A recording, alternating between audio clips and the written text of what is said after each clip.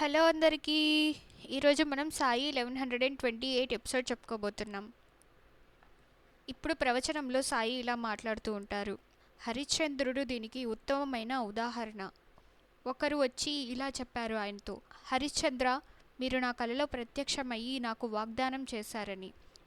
దానికి హరిశ్చంద్రుడు ఆ వాగ్దానం నెరవేర్చడానికి అన్నీ వదులుకున్నాడు. ఇది మంచి కార్యాల ప్రత్యేకత. ఒకరు కష్టాల గుండాల నుంచి వెళ్ళవలసి ఉంటుంది, కానీ చివరికి ఫలితం ఎప్పుడూ సంతోషంగానే ఉంటుంది. దేవుడు మీరు కోల్పోయిన దానికంటే ఎక్కువగానే మీకు తిరిగిస్తారు. ఇది హరిశ్చంద్రుడికి జరిగింది. అతని నిజాయితీ మంచి ఉదాహరణగా మారింది. అతనికి తన కొడుకు తిరిగి లభించాడు, అలాగే తన భార్య కూడా లభించింది, అలాగే తను కోల్పోయిన రాజ్యాన్ని కూడా తిరిగి పొందగలిగాడు. దీన్ని గుర్తుంచుకుంటే ఏ ఒక్కరూ తన నిజాయితీ మార్గం నుంచి ఎప్పుడూ పక్కకి వెళ్ళరు.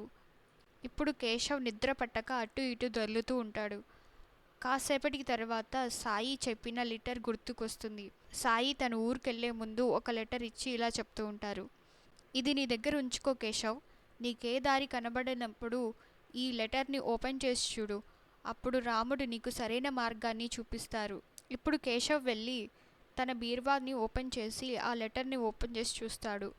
అందులో రాజా హరిశ్చంద్ర ఇమేజ్ ఉంటుంది. ఇది ప్రస్తుతం ముంబైలో రిలీజ్ అయిన మూవీ. కానీ సాయి ఇది నాకెందుకు ఇచ్చినట్టు? అర్థమైంది సాయి నాకు నువ్వేం చెప్తున్నావో. ఎలాంటి పరిస్థితిలోనైనా నేను నా నిజాయితీ మార్గం నుంచి దూరం వెళ్ళను. ద్వారకామాయిలో ఉన్న సాయికి కేశవ్ అన్న మాటలన్నీ వినిపిస్తూనే ఉంటాయి. మరుసటి రోజు ఉదయం కేశవ్ తన ఆఫీస్లో తన వర్క్ని కంప్లీట్ చేసుకొని కాస్త బయటికి వెళ్ళాలని అటుగా వెళ్తున్నప్పుడు అప్పుడు శ్రీనివాస్ కేశవ్ని చూసి ఇలా మాట్లాడుతూ ఉంటాడు, ఎక్కడికి వెళ్తున్నావు? అప్పుడు కేశవ్ ఇలా మాట్లాడతాడు, టాయిలెట్కి వెళ్ళడానికి కూడా నీ పర్మిషన్ తీసుకోవాలా? టాయిలెట్ వెళ్ళడం అనే ముసుగులో నువ్వు టైం వేస్ట్ చేస్తే దాన్ని కూడా నేను లెక్కిస్తాను అని నవ్వుతూ ఉంటాడు శ్రీనివాస్. కేశవ్కి ఎంత కోపం వచ్చినా భరిస్తూ అక్కడి నుంచి వెళ్ళిపోతాడు. ఇప్పుడు కేశవ్ రికార్డ్ రూమ్లోకి వచ్చి ఇలా మనసులో అనుకుంటూ ఉంటాడు, నిన్న వాళ్ళు సాక్ష్యాలను తారుమారు చేశారు, కానీ ఎక్కడో ఒక చోట సాక్ష్యాలంటూ కనిపిస్తాయి నాకు. ఆ సాక్ష్యాలను నేను సేకరించిన తరువాత బాస్తో వెళ్ళి మాట్లాడాలి. ముందుగా నేను ఆ సైనికుడు తండ్రి కొడుకి సంబంధించిన ఫైల్ని పరిశీలిస్తాను. ఇప్పుడు కేశవ్ ఆ పెద్దాయన ఇచ్చిన లెటర్ని ఓపెన్ చేసి దాన్ని చెక్ చేసిన తర్వాత ఏవో కొన్ని ఫైల్స్ వెతుకుతూ ఉంటాడు. చాలాసేపు అన్ని రికార్డ్స్ని వెతుకుతూ చూస్తూ ఉంటాడు. ఇప్పుడు కేశవ్కి ఒక ఫైల్ దొరుకుతుంది. ఆ ఫైల్ని అలాగే ఆ పెద్దాయన ఇచ్చిన లెటర్ని ఓపెన్ చేసి చెక్ చేస్తూ ఉంటాడు. అప్పుడు కేశవ్ మనసులో ఇలా అనుకుంటూ ఉంటాడు, ఈ రసీదులో ఎటువంటి రికార్డులు లేవు. అంటే ఆ సైనికుడు తండ్రి నాతో చెప్పింది అలాగే అతను ఇచ్చిన లేఖలో రాసింది నిజమే. పోరాటానికి పంపబడిన సైనికుల్లో ఎక్కువ మంది చెప్పినట్లు దుప్పట్లు వాళ్ళకి అందడం లేదు. కంపెనీ గోదాంలోకి వచ్చిన వస్తువులు అలాగే సైనికులకు కేటాయించిన వస్తువుల లెక్కలు సరిపోవడం లేదు. అంటే శ్రీనివాస్ అలాగే అతని అనుచరులు మిగిలిన సరుకులను దొంగలిస్తున్నారా? అప్పుడు అక్కడికి ఒక వ్యక్తి అప్పుడు కేశవ్ కలిగి వచ్చి ఇలా మాట్లాడుతూ ఉంటాడు, కేశవ్, లంచ్ టైం అయింది, పద లంచ్ చేద్దాం అని చెప్పి అతను వెళ్ళిపోతాడు. ఇప్పుడు కేశవ్ మనసులో ఎలా అనుకుంటూ ఉంటాడు, ఇది సగం రిసిప్టే, నేను ఇంకా డాక్యుమెంట్స్ అన్నీ చెక్ చేయాలి. ఫస్ట్ వెళ్ళి నేను లంచ్ కంప్లీట్ చేస్తాను, లేదంటే వాళ్ళకి నా మీద అనుమానం వస్తుంది. ఆ తర్వాత వచ్చి నా పనిని నేను కంప్లీట్ చేస్తాను. ఇప్పుడు ద్వారకామాయిలో బాయిజామా అలాగే కొంతమంది ఆడవాళ్ళు కూర్చొని ఉండగా సావరి బుట్టతో ద్వారకామాయికి వస్తుంది. వచ్చిన సావరి సాయికి ప్రణామం చేస్తుంది. సాయి ఆమెను ఆశీర్వదిస్తారు. ఇప్పుడు బాయిజామా సావరితో ఇలా అంటుంది, అరే వా, ఇన్ని పూలా? అప్పుడు సావరి, నేను అందరి కోసం మల్లెపూలను అల్లాను. ఇప్పుడు సావరి సాయికి ఇవ్వగా ఆ మల్లెపూలు సాయి ఒక పువ్వును తీసుకుంటారు. అలాగే మిగిలిన ఆడవాళ్ళకి కూడా సావరి పంచుతుంది. అక్కడున్న ఆడవాళ్ళందరూ సంతోషంగా పూలను వాళ్ళ జడలో ధరిస్తారు. ఇప్పుడు బాయిజామా ఎలా మాట్లాడుతూ ఉంటుంది, నిజం చెప్పాలంటే సావరి, నువ్విచ్చిన పూల పరిమళం మొత్తం ద్వారకామాయిలో వ్యాపించింది. అప్పుడు సాయి ఇలా మాట్లాడతారు, బాయిజామా, ఇది పూల పరిమళం మాత్రమే కాదు, ఇది సావరి చేసిన కృషి పరిమళం కూడా. ఆమె బహుశా తోటకు వెళ్ళి పూలను సేకరించి ఆ తర్వాత పూలను అల్లడం మొదలుపెట్టింది. ఆమె కావాలంటే ఆ పూలని ఆమె ఇంట్లోనే వాడుకోవచ్చు, కానీ ఆమె వాటిని మిగిలిన వారందరికీ పంచి వారి జీవితాలలో పరిమళాన్ని వ్యాపింపచేసింది. అప్పుడు సావరి ఆనందంతో ఇలా మాట్లాడుతూ ఉంటుంది. మీ అందరికీ నేను తయారు చేసిన పూలు నచ్చినందుకు నాకు చాలా సంతోషంగా ఉంది. సాయి, నేనిక వెళ్ళొస్తాను అని సావరి అక్కడి నుంచి వెళ్ళిపోతుంది. కాసేపటి తర్వాత సావరి తన ఇంట్లో కూర్చొని చాలా ఆనందంతో ఏదో ఆలోచిస్తూ పూలను కుడుతూ ఉంటుంది. ఇప్పుడు అట్టుగా వెళ్తున్న కుల్కర్ణి సర్కార్ ఆమెను చూసి, ఏ అమ్మాయి, నువ్విక్కడ కూర్చొని ఏం చేస్తున్నావు? నువ్వు ఆవరణమంతా శుభ్రం చేసావా లేదా? ఇప్పుడు సావరి ఇలా మాట్లాడుతూ ఉంటుంది. చేశానండి, నేను నిన్ననే శుభ్రం చేశాను. అప్పుడు కుల్కర్ణి సర్కార్, నువ్వు నిన్న చేశావా? మరేంటిది అలా కనిపించడం లేదే? ఆవరణమంతా ఇంకా చిందరవందరగా ఉంది. తేజస్వి ఇక్కడ లేదు, అలాగే రుక్మిణికి బాగలేదు, అందుకని నీకు కనిపించుంటుంది. నిన్నెవరు పట్టించుకునే వాళ్ళు లేరనుకున్నావా? పని దొంగగా తయారయ్యావా నువ్వు? ఇది కుల్కర్ణి సర్కార్ వాడా?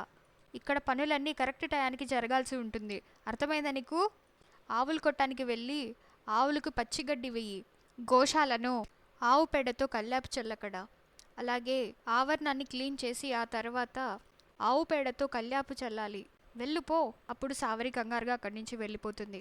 ఇప్పుడు కుల్కర్ణి సర్కార్ ఇలా మాట్లాడుతూ ఉంటారు. అన్ని పూలను అపవిత్రం చేసింది, నా కోసం కొన్ని పూలనైనా మిగిలించిందో లేదో తెలియట్లేదు. ఇప్పుడు ద్వారకామాయిలో సాయి ఆవు పేడను తులసి కొట్టకు పూస్తూ ఉంటారు. ఇప్పుడు సావరి ఇంటి ఆవరణంలో కల్లాపు చల్లుతూ ఉంటుంది. అలాగే గోశాలను కూడా క్లీన్ చేసి కాస్త గడ్డిని తీసుకొచ్చి ఆవులకు కూడా వేస్తుంది.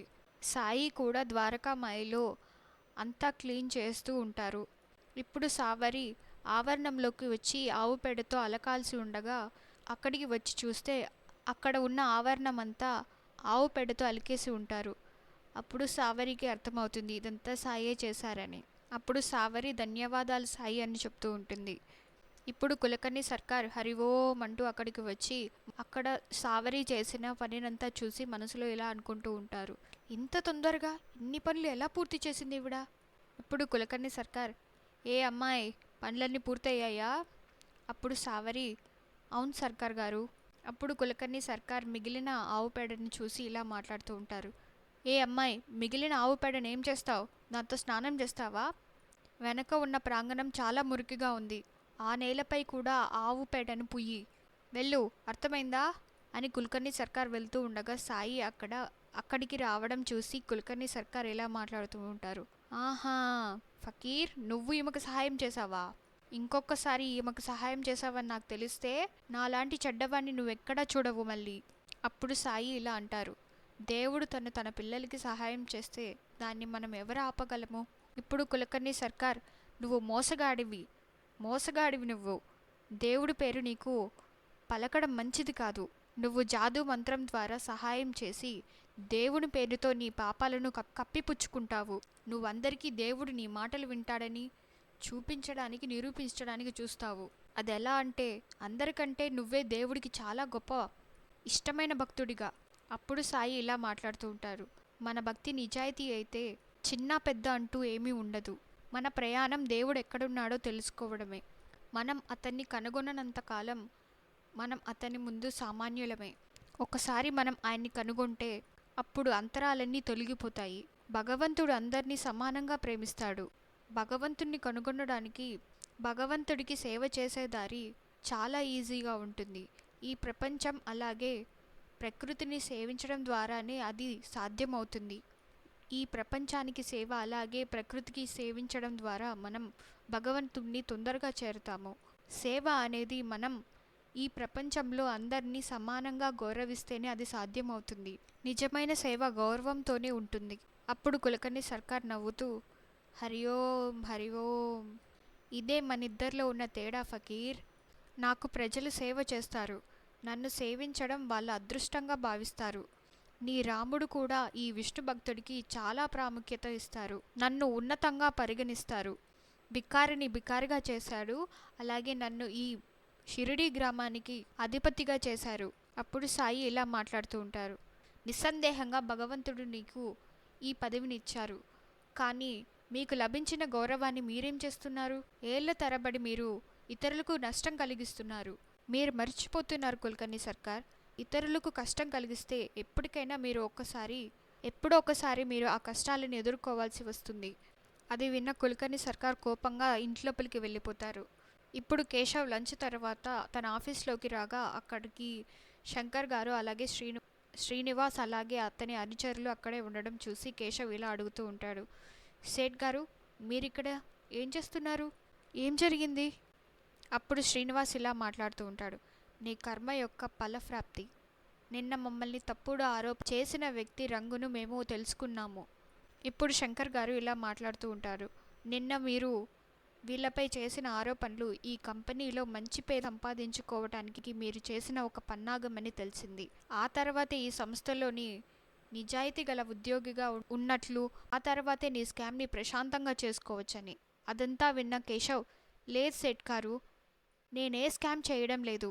నేనేదైతే చెప్పానో నేను వాస్తవాల ఆధార ప్రకారంగానే చెప్పాను. ఈరోజు ఉదయం సైనికుల బృందం యుద్ధానికి వెళ్ళింది. దానికి స్టాక్స్ మీరే సరఫరా చేశారా? అప్పుడు కేశవ్, అవును సెట్ గారు. అప్పుడు శంకర్ గారు, వెళ్ళి ఆయన్ని చెక్ చేయండి. అక్కడే ఉన్న శ్రీనివాస్ అనుచరులు వెళ్ళి చెక్ చేస్తూ ఉంటారు. కాసేపటికి కేశవ్ డెస్క్లో డ్రై ఫ్రూట్స్ ప్యాకెట్స్ కనిపిస్తాయి. అప్పుడు ఈ డ్రై ఫ్రూట్స్ ప్యాకెట్స్ సైనికులకు పంపాలని అనుకున్నారు కదా, కానీ ఇవి ఇక్కడ అంటే మన అనుమానం నిజమే. ఇప్పుడు శ్రీనివాస్ ఒక ఫైల్ని తీసుకొని, ఏంటి ఈ పాత ఫైలా? నువ్వు దీంతో ఏం చేస్తున్నావు? ఇది చాలా కాన్ఫిడెన్షియల్ ఫైలు. మీరు ఈ సమాచారాన్ని ఎవరికైనా ఇవ్వాలని ప్లాన్ చేస్తున్నారా ఏంటి? అప్పుడు శ్రీనివాస్ శంకర్ గారితో ఇలా మాట్లాడుతూ ఉంటారు. సెట్ గారు, ఈ మధ్య కాలంలో శత్రువులకి చాలామంది పనిచేస్తూ ఉన్నారు. ఇదంతా విన్న కేశవ్ షాక్లో, మీరేం చెప్తున్నారు అని అంటున్నప్పుడు శంకర్ గారి కోపంగా, నేను ఇంకేం వినాలనుకోవడం లేదు. నాకనిపించింది నువ్వు చాలా మంచివాడవని, కానీ నువ్వు నన్ను తప్పని నిరూపించావు. ఇక్కడికి వచ్చినప్పటి నుంచి నువ్వు నా నిజాయితీ గల ఉద్యోగులపై తప్పుడు ఆరోపణలు చేసి నన్ను రెచ్చగొట్టి వాళ్ళని ఇక్కడి నుంచి పంపించడానికి ప్రయత్నించావు. ఇదే సమయంలో నువ్వు నీ స్వయంగా అవినీతిని పెంచుకోవాలని చూశావు. నా కంపెనీకి చెడ్డ పేరు రావాలని నేను కోరుకోవడం లేదు. కాబట్టి నేను నిన్ను పోలీసులకు అప్పగించలేను. నువ్వు 4 రోజుల్లో నువ్వు ఏమేమి ఇక్కడి నుంచి సమాచారం సేకరించి దొంగిలించావో అవన్నీ నాకు చెప్పాలి. అది చెయ్యకపోతే నేను నా కంపెనీ పేరుకి చెడ్డ పేరు వచ్చినా నేను పట్టించుకోను.